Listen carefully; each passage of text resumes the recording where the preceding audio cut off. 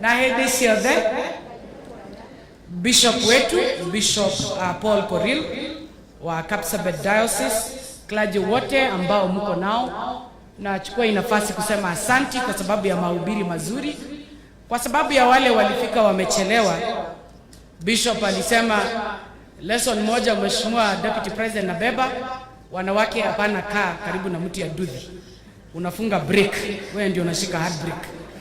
Na kwa hivyo hiyo lesson Bishop mimi nimeibeba, na nimebeba lesson ya pili.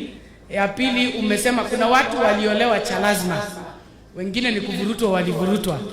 Bishop hiyo maneno natembea nayo na kukuhakikishia kwamba watu ya mlima hatukuolewa cha lazima kwa hii doa yetu na Mheshimiwa William Ruto na hii jamii na pia jamii zote za Wakenya. Ya tatu umetueleza iko watu Bishop wako na mazoea ya kwenda kulala kama wamebeba masimu yao. Bishop, shida yetu ile inafanya tulale na masimu ni kwa sababu ya technology. Technology kila siku asubuhi ikifika unakuta maneno imeharibika. Na hii raia hawajui kitu inaitwa bed rest. Raia akisema nataka kusikilizwa hata kama ni saa 9 anasikilizwa. So bear with us when you see us with burnout. Na ukiona wao viongozi wakiwa na burnout ni kwa sababu ya pressure ya kazi.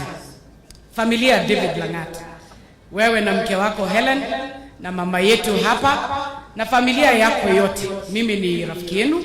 Nimeungana na Deputy President kwa sababu I know you people in person and the Deputy President knows you in person, and I feel so great that I was able to be with you today to come and say pole na kumwambia gogo Helena kwa heri na kusherehekea maisha yake.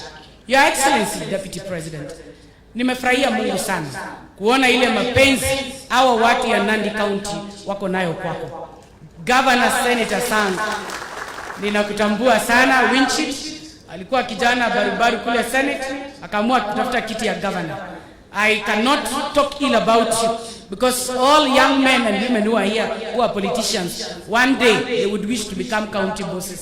But above all, kila mtu anabeba msalaba wake. Hii ni siasa, mimi sielewi maneno mingi ya hapa, lakini nimesikia marubani, hiyo ni maneno yenu. Bwana Piers Belio Kipsang, Your Excellency Piers Belio Kipsang ako hapa.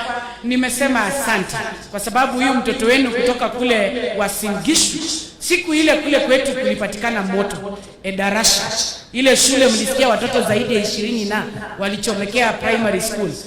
This son and this Piers alisimama na sisi, na uongozi wako umetutia nguvu. Tunafurahi sana kukuja nyumbani kusema wewe ni mtumishi na wewe si ile timu ya kiburi. Mungu akubariki na kuongezea unyenyekevu.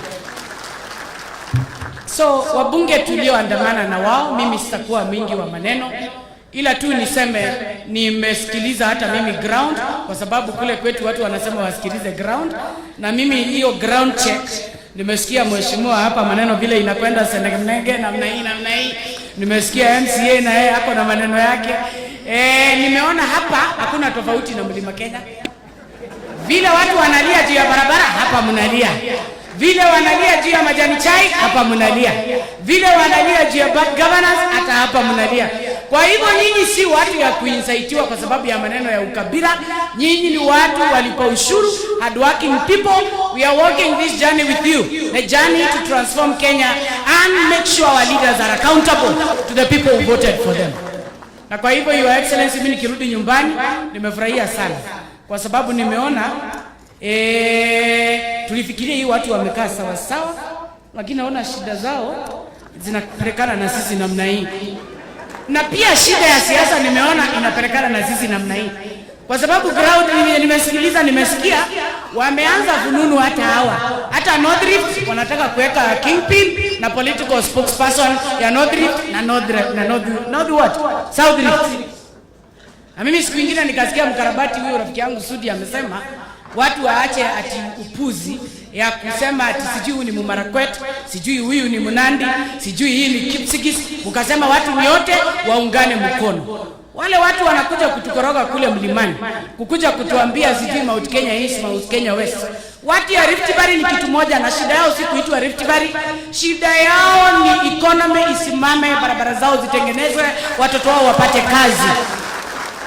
Kule Mount Kenya East na Mount Kenya West, kabla mwenye project ya Mount Kenya East na Mount Kenya West Kwanza amalize mradi ya watu ya Mulima na Mulima